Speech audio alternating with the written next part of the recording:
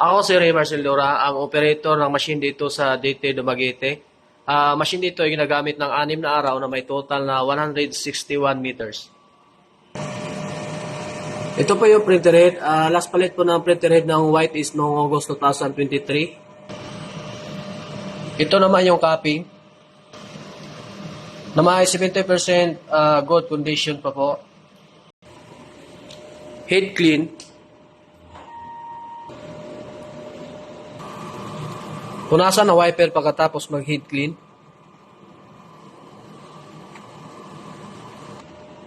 At nozzle test.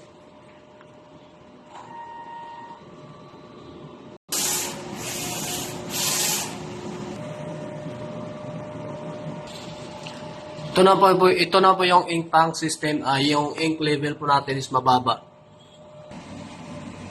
Ito naman yung waste tank area. Last disposal po kanina.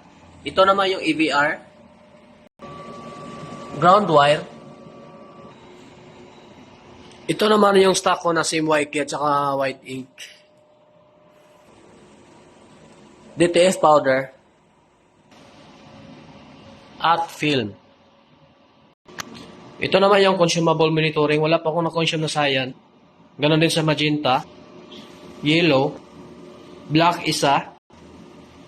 DTF film 2. White ink 4. DTF powder 5. Ito naman yung daily output. Daily checklist pala. Sorry. Ito yung daily output record.